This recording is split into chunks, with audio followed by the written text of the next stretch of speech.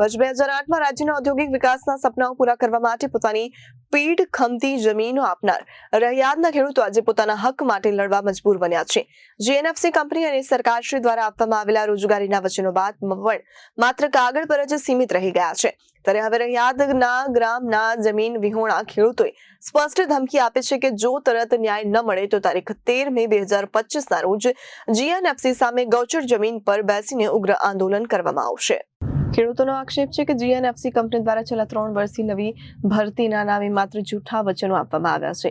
2022માં ભરતી દરમિયાન લેન્ડ યુઝરોના હકોને ઘૂંટી નાખવાનો સળિયાળો પ્રયાસ થયો હતો। ખેડૂતોના સઘન વિરોધ પછી જૂની પોલિસી લાદવાની ખાતરી અપાઈ હતી, પણ આજ દિન સુધી માત્ર આશ્વાસનો અપાયા છે, નિર્ણય નહીં।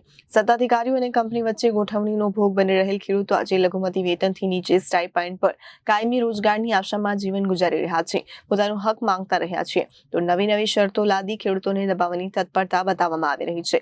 ડેપ્યુટી સરપંચ વરંજનાબેન વિનોદભાઈએ કડક શબ્દોમાં કહ્યું કે હવે રહિયાના ખેડૂતો મૌન ન રહેશે। ત્યારે આપણા હકે માટે જો આપણે ગૌચર જમીન પર બેસવું પડશે તો આપણે એની પણ ચિંતા નહીં કરીએ। જીએનએફસી દ્વારા સરકાર તથા તાત્કાલિક હકારાત્મક પગલાં નહીં ભર્યા તો આંદોલન વિકરાળ રૂપ લઈ શકે છે અને તેની સંપૂર્ણ જવાબદારી જીએનએફસી તથા સંબંધિત અધિકારીની રહેશે।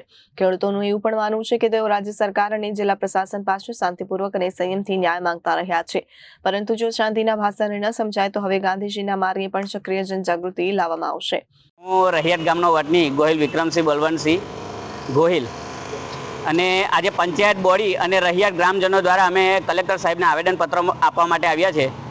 જીએનએફસી સામે અમારે ઘણી બધા આંદોલનો થકી આજે 150 લેન્ડ લોજર જીએનએફસીમાં નોકરી કરી રહ્યા છે, પણ છેલ્લા 3 વર્ષથી જીએનએફસીએ કોઈપણ પ્રકારની ભરતી નથી કરી અને 2022માં ભરતી કરી તેમાં એ લોકોએ જૂની પોલિસીની જગ્યાએ નવી પોલિસી અમને કીધા વગર પોલિસી આપી દેવામાં આવી છે અને અમે તેનો વિરોધ કર્યો ત્યારે તમને સુધારીને જૂની પોલિસી આપીશું એવું કહેવામાં આવ્યું છે, પણ અત્યાર સુધી એ પોલિસી અમને સુધારીને આપવામાં આવેલ નથી અને છેલ્લા અત્યારે જે બાકી લેન્ડ લોજર છે એની ભરતી માટે લિસ્ટ જાહેર કર્યા બાદ હવે જીએનએફસીની મિટિંગ કર્યા પછી અમને એવો જવાબ મળે છે કે રહિયાદ ગામની અંદર જે ગૌચર આવેલું છે જીએનએફસીની નજીકમાં એ ગૌચરની અદલા બદલી માટે સંમત થશો ત્યારે જ તમને નવી ભરતી કરવામાં આવશે અને તમારા પ્રશ્નોનું સોલ્યુશન લાવવામાં આવશે। હું રહિયાદ ગામની છું। અમારે પ્રશ્ન છે જીએનએફસીના લેન્ડ યુઝરોને નોકરી આપવા બાબત।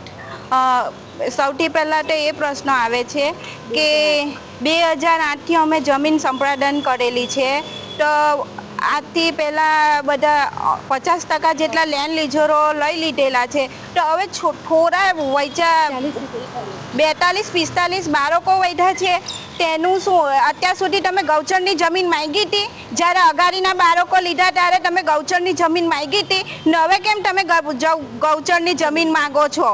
અત્યાર સુધી તમે ક્યાં ગયેલા હતા? Bureau report Janadesh news.